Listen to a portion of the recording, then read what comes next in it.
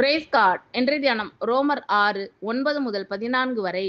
மரித்தோரிலிருந்து எழுந்த கிறிஸ்து இனி மரிப்பதில்லை என்று அறிந்திருக்கிறோம். மரணம் இனி அவரை ஆண்டு கொள்வதில்லை. அவர் மரித்தது பாவத்திற்கென்று ஒரே தரம் மரித்தார். அவர் பிழைத்திருக்கிறது தேவனுக்கென்று பிழைத்திருக்கிறார். அப்படியே நீங்களும் உங்களை பாவத்திற்கு மரித்தவர்களாகவும் நம்முடைய கர்த்தராகிய இயேசு கிறிஸ்துவுக்குள் தேவனுக்கென்று பிழைத்திருக்கிறவர்களாகவும் எண்ணிக்கொள்ளுங்கள்.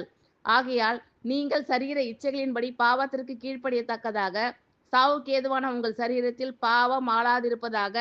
நீங்கள் உங்கள் அவயவங்களை அநீதியின் ஆயுதங்களாக பாவத்திற்கு ஒப்புக்கொடாமல் உங்களை மரித்தவரிலிருந்து பிழைத்திருக்கிறவர்களாக தேவனுக்கு ஒப்பு கொடுத்து உங்கள் அவயவங்களை நீதிக்குரிய ஆயுதங்களாக தேவனுக்கு ஒப்பு கொடுங்கள்.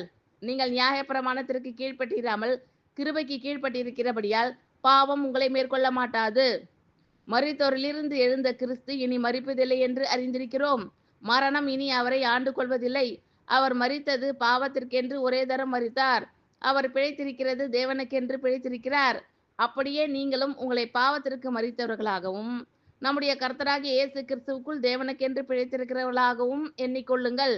ஆகையால் நீங்கள் சரீர இச்சைகளின்படி பாவத்திற்கு கீழ்ப்படியத்தக்கதாக சாவுக்கு ஏதுவான உங்கள் சரீரத்தில் பாவம் ஆளாதிருப்பதாக.